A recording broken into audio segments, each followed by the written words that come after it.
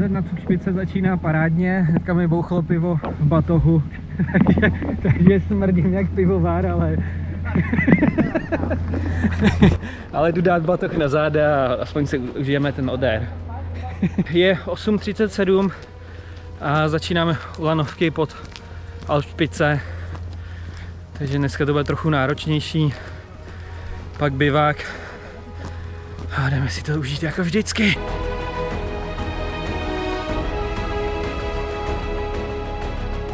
Hodinu 12 přes 600 metrů výškových a už se to začíná rýsovat. Nějaká výška nabraná konečně.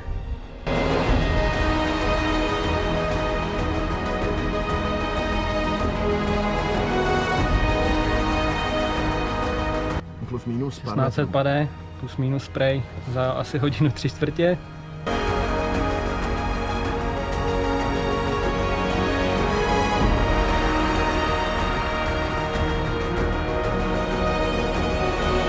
Guláš došel. 55. Teď půjdeme pokračovat. Ale pivo nedošlo. Čeká nás tady. Pivo nedošlo, to je dobrý. Někteří mají víc. Jo, tohle je parádní výlet zase jednou. Tak na zdraví.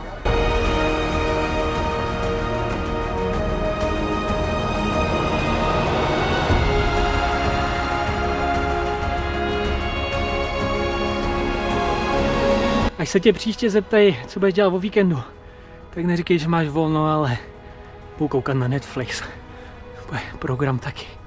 Konečně vidět vrchol. Takže projdeme pokračovat. Nejdřív na bivák a zítra vrchol finální. Na vrcholu už jsem byl. Cože jsi to říkal? Že vypadáš na umření, vole. Tak jsem říkal, že já vždycky.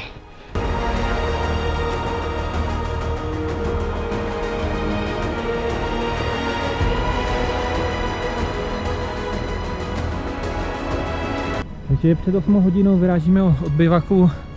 Budeme pokračovat směr Cukšpice, ale měníme plány.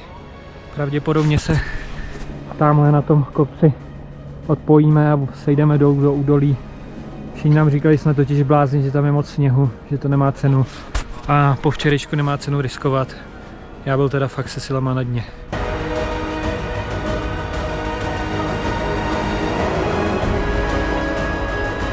Cukšpice. Tohle cestou to nepůjde.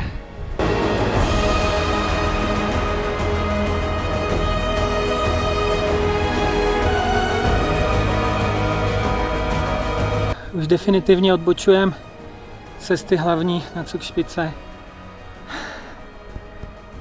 Tamhle to jsme šli.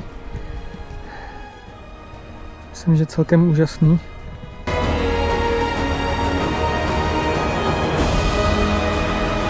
To byl masakr teda tady to. Tamhle vzadu.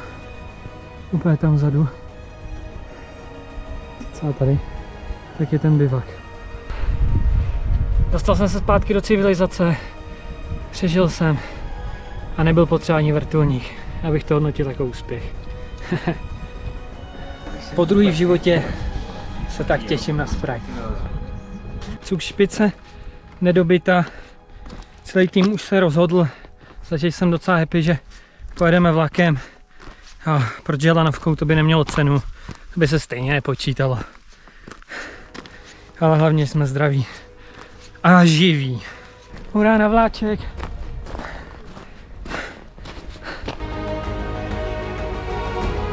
Děkuji vám za zhlédnutí tohoto videa. Možná se ptáte, k čemu to celé bylo, když se mi nepodařilo splnit cíl výpravy. Ale už několikrát jsem musel změnit, přeplánovat či zrušit celou cestu. A chtěl jsem taky jednou ukázat to, co se nepovedlo. Takže ještě jednou děkuju a budu se těšit u dalších videí.